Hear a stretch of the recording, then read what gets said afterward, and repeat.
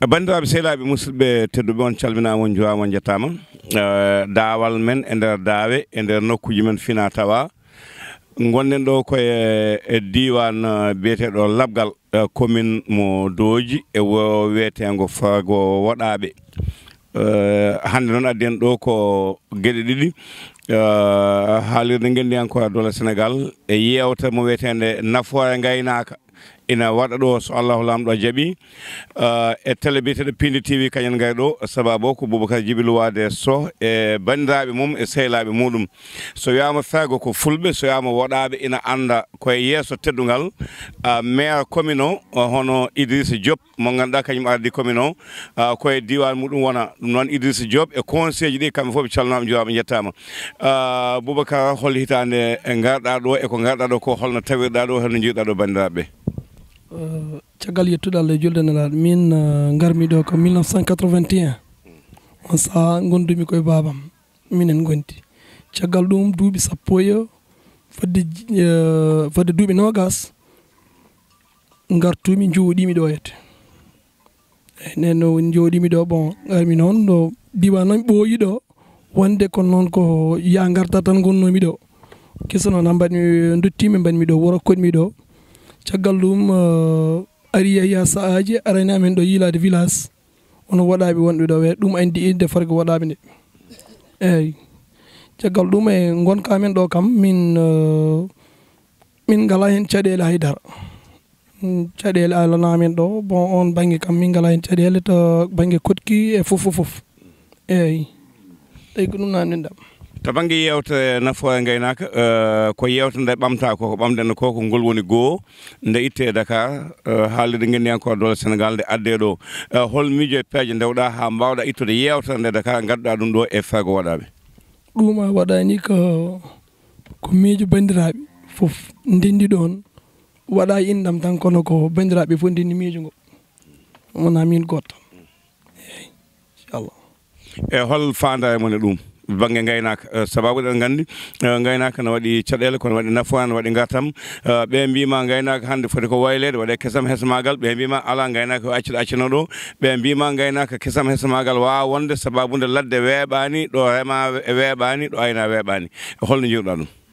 to banggue gaynaka kesam kesako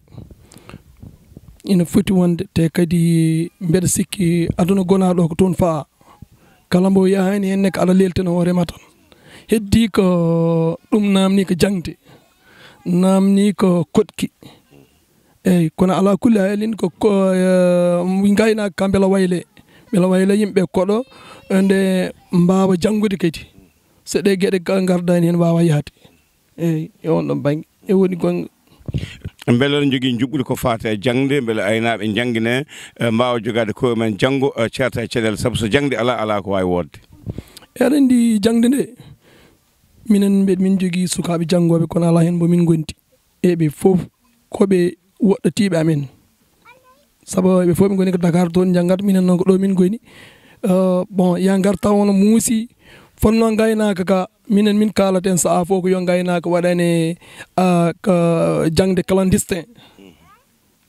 tawa ne wawi sukkude jomum en nde gaari fof tawa ne wawi dañde waktuji ɗiɗi walla waktuji tati jomumen dokke windande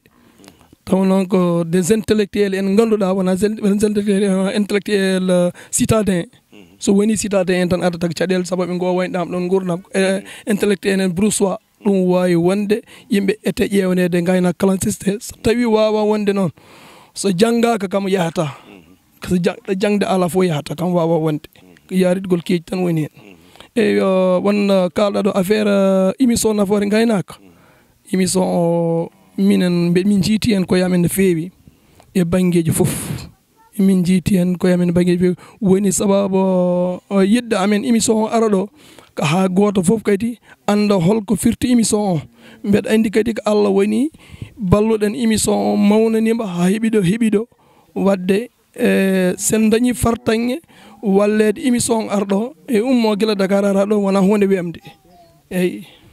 Boubacar namnal cekkital mi abbima Mamadou Abdourahmane Issa Ali Alaji Oumar Baydy Mayi to wendu wilo waɗaɓe waɓe no yo mbulen Abdoul Dikko en namnomi kanko Alaji Oumar Baydy holno koddigal makko hakkunde tawɓe tawaɓe holno wayi ɗo e diwan labgal ko perɗa garɗa ko mbiɗa guila 81 fay ñallangal hannde ko gonga fulɓe mbi so jungo ɓooya gaska ko jaam tawi toon ko jaam saabi ha gonɗa ɗo holno koddigal mum ɗo wayi koddigal amen bon min mbiyami hen ko jaam tan woni ɗo saba ala garaw ɗon ɓettina amen walla no holluma caɗele walla goɗɗum te ko fawi hen kala koɓe guuri ɗo ko minen ko ɗum min guuri gila e banggue balke ha e goɗɗum eyyi ɗum kam ko on banggue kam noon way min galda caɗele dal ay caɗele ngala hen bon min kadi ala heedi woni hakkude amen eyyi gila e banggue commune ha e banggueji ɗi foof eyyi no ɓe jarata e nokkuje minen ne ko noon tan min jarata e nokkuje min ngala hen caɗele haydara eyyi mi wino namdal kono noon so neɗɗo noddude saɗani saɗi ko noddude noote a feewi a yi bande en gabbimama wonde jongo bande en tawtima dokkima gueɗal a ƴetti ñalawma bande en nootimama hol konngol panta e bandiraɓe ɗon mbaynortoɗen mi ɗon nde ko hunde mawde am mbawmi wiide tan min on banggue ko mbeɗa welti ha no feewi noddude saɗani saka fotina nootede noddude kam saɗani foti notede ko weltanami e gargol yimɓeɓe ummade bangyo bam ɓe ummiɓe Saloum ɓe ummiɓe Waalo e diwan he ala hen yimɓe keddi hen ɗum kam ko mbawmi wiide tan mbeɗa welti hen mawɗo Abou eyyi a jarama so moƴƴi ɗum noon on keɗima Boubacar Djiby Louwade Abou Adama Ba ko ɗo tawɗa e sago waɗaɓe hol konngol ngol ɓetta hen seeɗa foti foof ade fof mi salmini bandiraɓe arɓe ɗo hannde ɓe foof mi yetti noon kadi bandiraɓe arɓe ɗo hannde Fergo waɗaɓe min jetti noon Boubacar Djiby Louwade e bandiraɓe to banggal Fergo waɗaɓe minen guila o ari ɗo minen ala ko caɗele amen fof ittima ala fof sukaɓe amen hannde kala cukalel hannde jibinguel o fewnanta ɗum kayit kala hannde ko fati lijjitede e nder ko jojjitande hoorema o jojjitata nata men haɗa jooɗo tan noon o fewnanma kayitaji ma o addanma itta kalis ma mbiyamo nda ko pewnirɗa ko wima ala ɗum moƴƴi waɗi ɗum ine min jiitimi hen koye amen ko wona ɗum kamin e giɗɗo rawani min jeeyi ɗo min goni ɗo ka denduɗi ɗo min joɓata lempo ɗo min jeeya kono noon wadde ko waylo waylo jamanu nawi amen min jeeyi ɗo ha denduɗi kono min joni ɗo min joɓatno lempo ɗo ko ɗo no wawi wadde foof ko yoɓ ko sood min ganda wadde ndiri tuus amen gari ɗo nawi amen ko ha denduɗi toon min goni bandiraɓe amen min goni to min gonde yimɓe bandiraɓe amen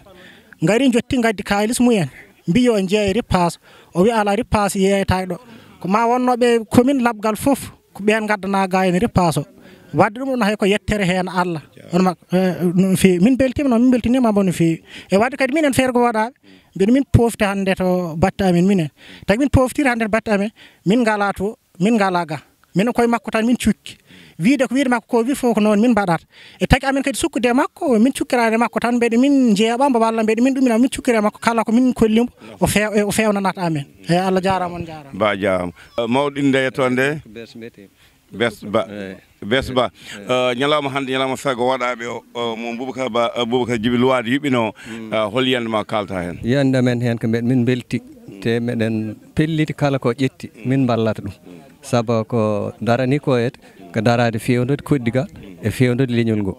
ɗum noon kala ko min mbawi wiide ko min belti tan min mbawa haalde ko min weltare hen tolni assalamu aleykum bandiraɓe denɗi si sifnam inde nde Karasi bisimilla ma ñalawma Fergo waɗaɓe Alaji Boubacar Alaji Djiby Louwade waɗi o holli yiyande ma hen yiyandam hen tan ko minen belti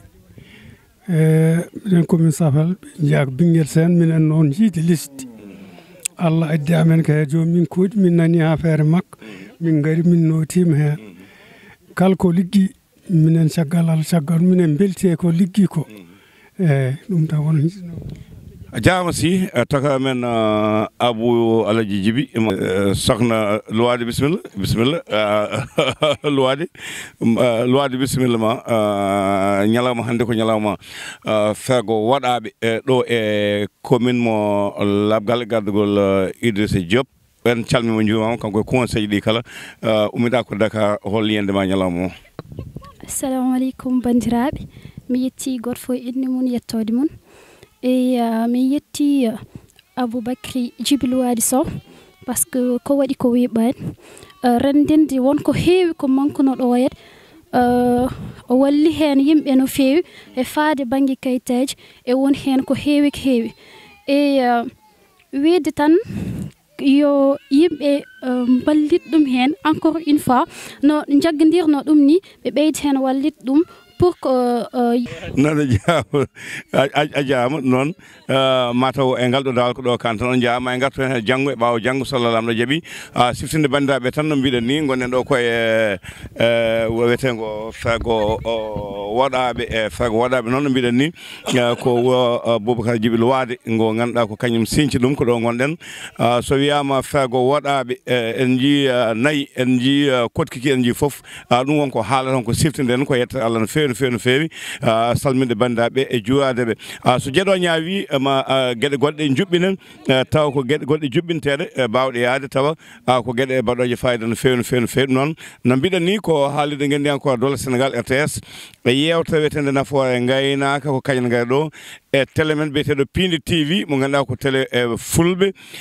kala ɗo goto mon woni ene wawi wadde abonné sukaɓe ne mbawi hollude on ɗo ñoƴƴata firende ma e télé he naata keɓa télé galle ma lelloɗa gajjoɗa goɓa bilanana tawa tampani aɗa yeeɓa fina tawa fulɓe ɗum noon ko Pindi TV e RTS kañum gay ɗo e ballal Allah e ballal Racine Tall directeur général de la RTS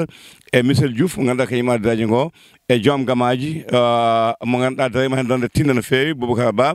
chef de département Sen National e Pape Malick Ndaw e technicien ji ɗi kala ko kamɓe goni ɗo ɗum noon to banggue Pindi TV ay ɗo ko Samba Diop mo ganduɗa kañum addi haalleɓe e musidɗo men biyeteɗo neya garɗen koye Amadou Dikal Ba bandiraɓe on jaama ko ɗo ka ten ha e jewte paaɗe so Allah lamɗo jaaɓi.